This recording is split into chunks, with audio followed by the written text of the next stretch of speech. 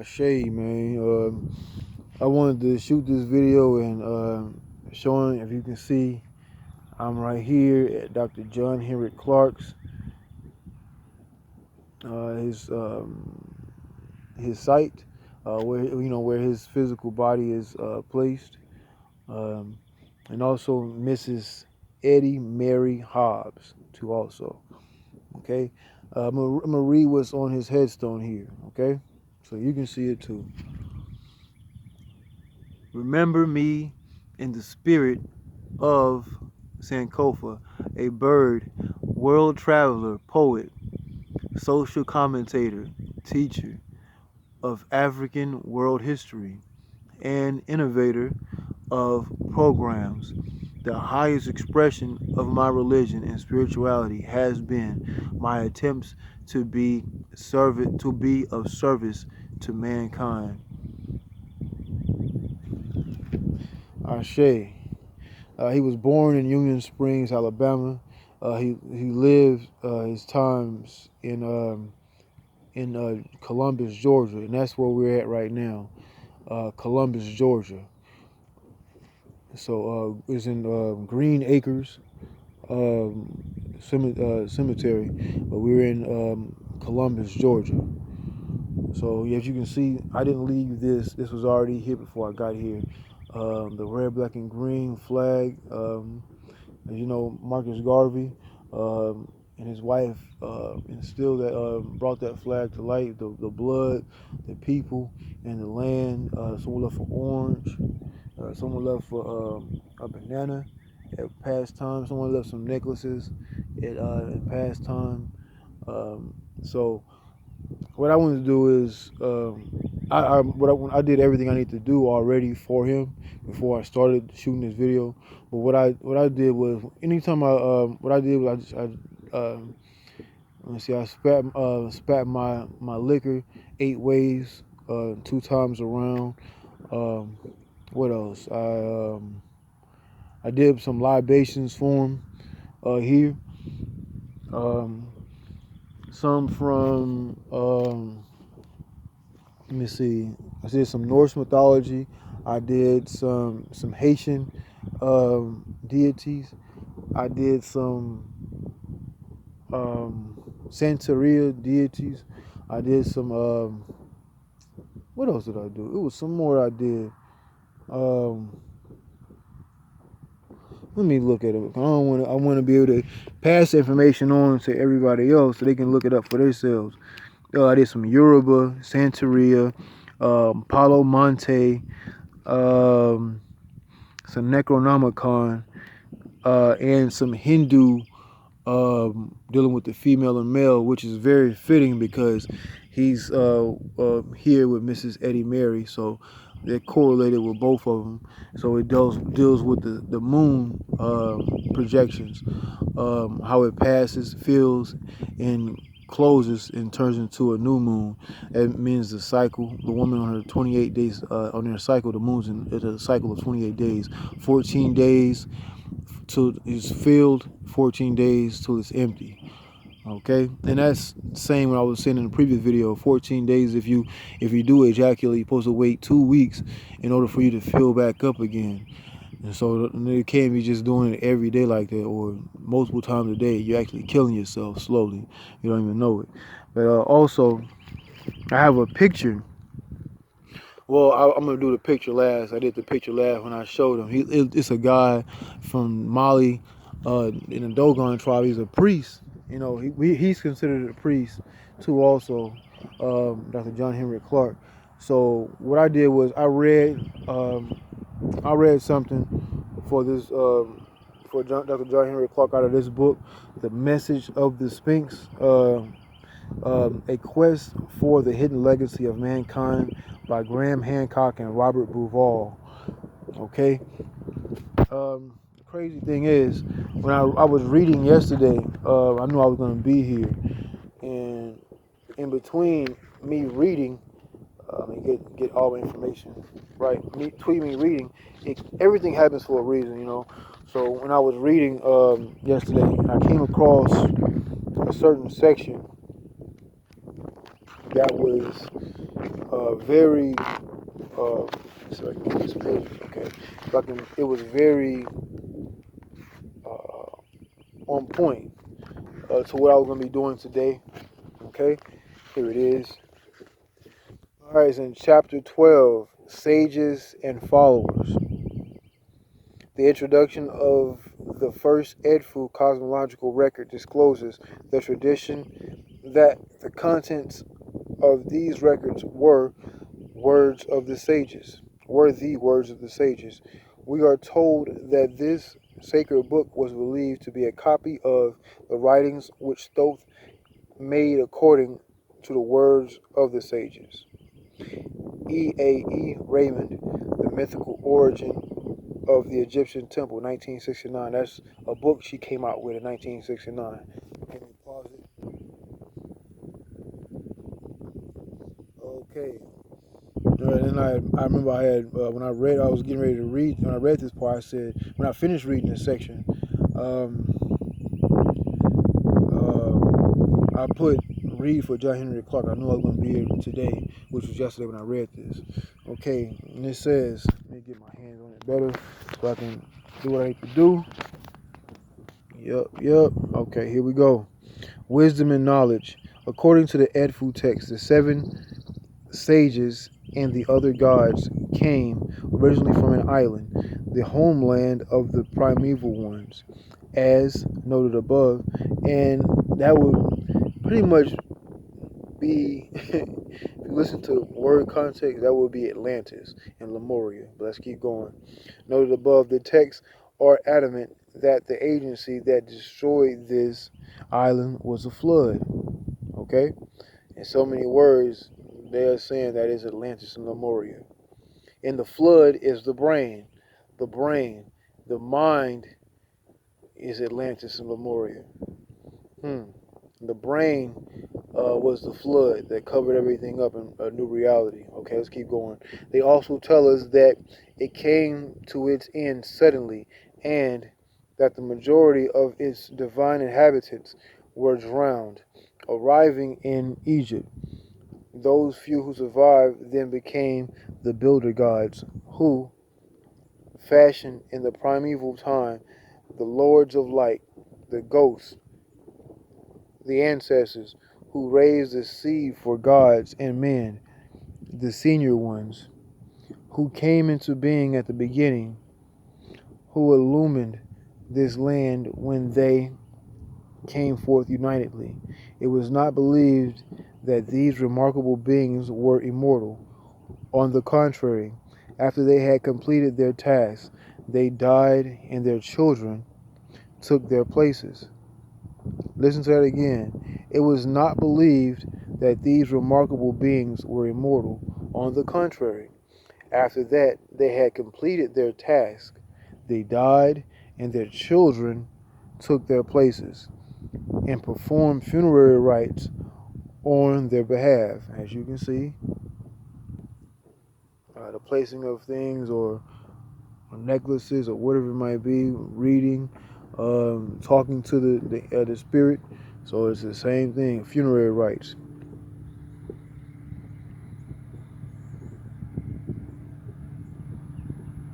On their funerary rites on their behalf. In this way, just like the followers of Horus, the generations of the builder gods or sages or ghosts or lords of light described in the Edfu text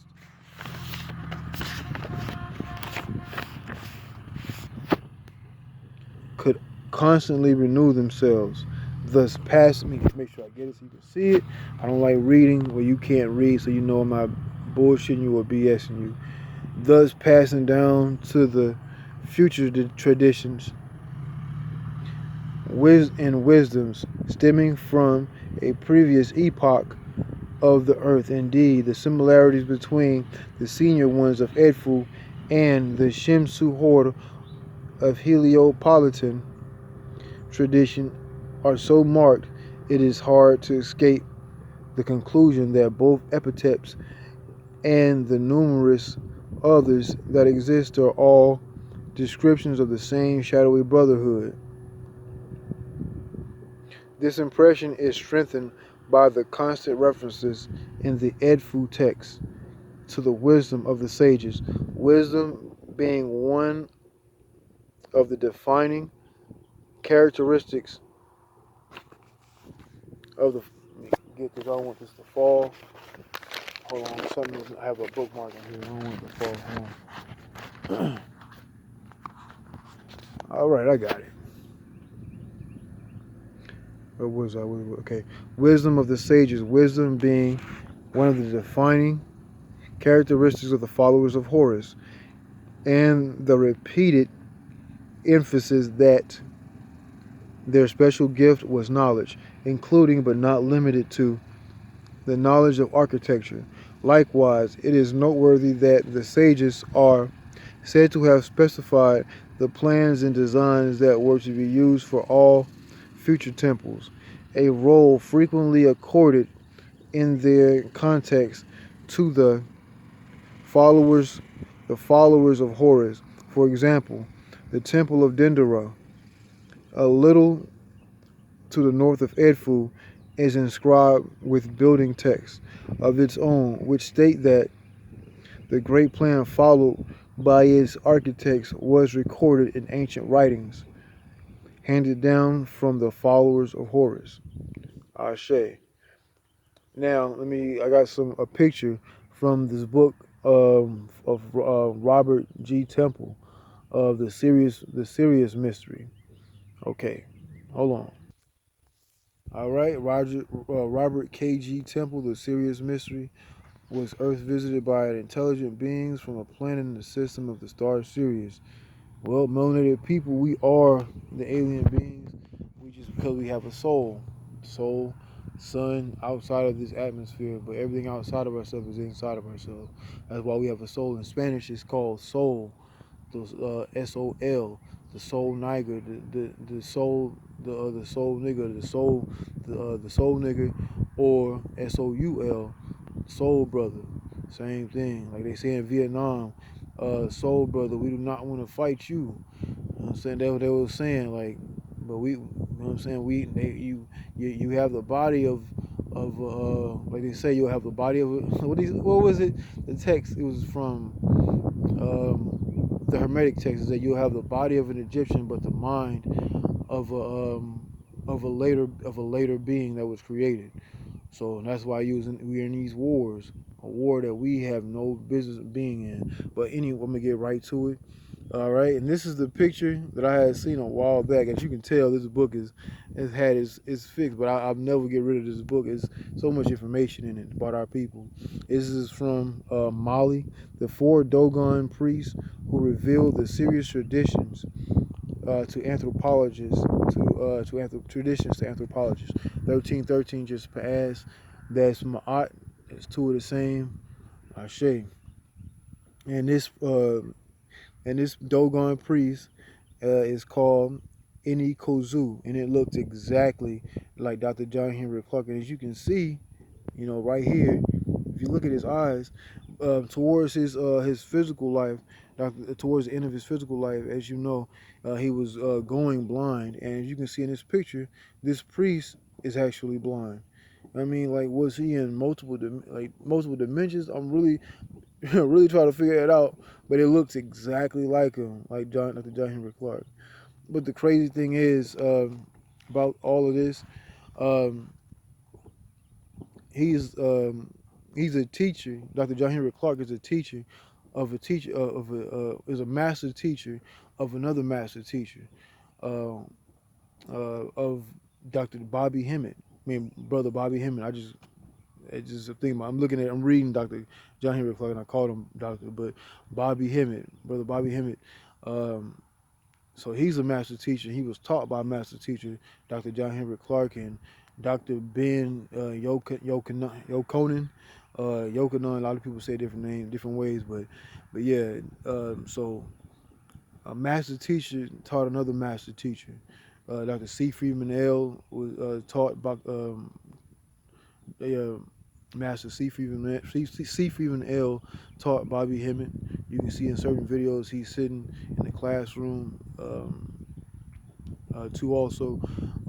So I've never been in the actual classroom of Bobby Hemmings, but I'm always in the, not in a physical classroom, but I'm always in the classroom. If you get where I'm coming from, but I'm always on the path, on the move.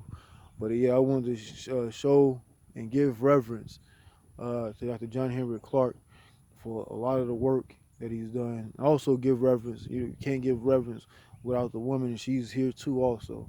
So Mrs. Eddie Mary Hobbs. So I want to give reverence to both. So Ashe and peace, nigga. And the nigga is a powerful word. That word was we call ourselves negus and God, um, uh, soul nigga. That means son, the hidden son. Um, so when these people call you nigger, that they just have the wrong pronunciation of the actual word. So don't even you can, what I'm saying, don't get mad and get emotional. You can be like, hey man, it's not your fault that you don't know how to, your ancestors couldn't pronunciate or say the word right. So let me correct you and let you know what that word negus or inger, ngr, even means. That means we're God. So that's why when they pronounce it wrong, that English was a later a later wording or later pronunciation of words from a culmination of words that which we created. And once English was created, they couldn't even get that right. So, so if you want to, you can try to have me in my feelings or get me mad, but I already know who you are, and you're a lesser, and that should be a lesson for you. To you using trying to get me upset to get because you want my energy, but my energy was given. My energy, I put my energy, my ancestors. I am my ancestors. When we made you, and it says in Atlantis, you were made. And when we made you out of animal, and you're a part of us. So you were the worst version of us so we can become the best version of ourselves. And on that note, peace to the Clarke family, peace to the Hobbs family. Ashe.